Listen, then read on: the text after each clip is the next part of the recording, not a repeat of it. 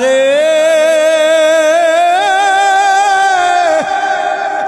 এই গুনাহগুলি নিয়া তোমার দরবারে কেমন করে হাজির হব আল্লাহ, বড় ভয় লাগে, অন্তরের ভিতরে বড় ভয় জাগে গো আল্লাহ।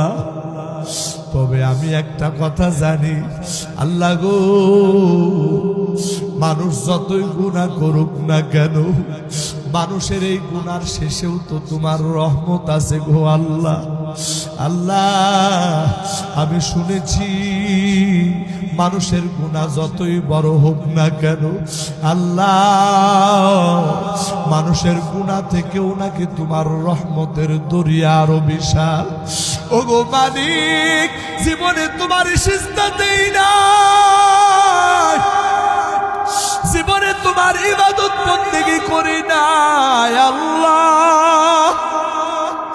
বলতে বড় লজ্জা লাগে, কিন্তু তুমি ছাড়া তো আমার আর কেউ নাই গো আল্লাহ।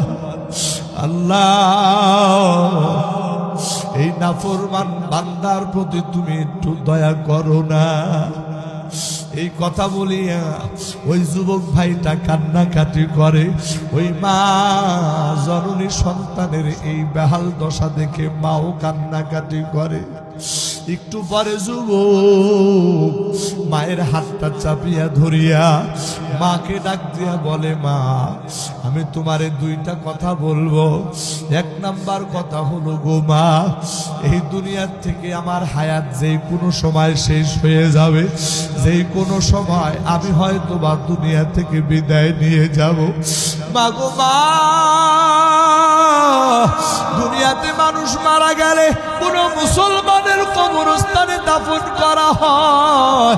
ওগো মা, আমি মারা যাওয়ার পর আমারে কোনো মুসলমানের কবরে দাফন করিও না। আমি যে কত বড় পাপী গো মা, আমার পাপের কারণে কবরের মানুষদের আযাব বেড়ে যাবে। ওগো মা,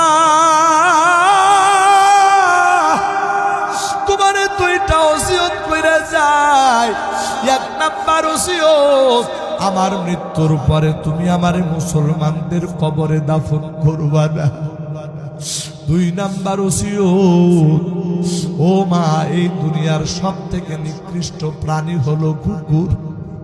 যদি কুকুর মারা যায়, ওই কুকুরের গলা মানুষ রশি লাগাইয়া ওই কুকুরে টানতে টানতে যেমন ময়লার ডাস্টবিনের ভিতরে ফালায় দিয়ে আসে।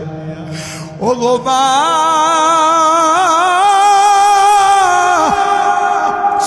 আমি তো ওই কুকুর থেকেও জঘন্য রে মা, ওই নিকৃষ্ট প্রাণী থেকেও আমি আরো জঘন্য গো মা।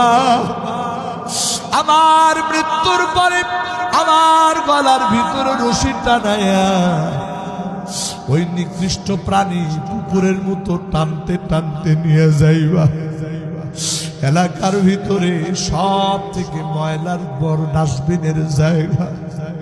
ওই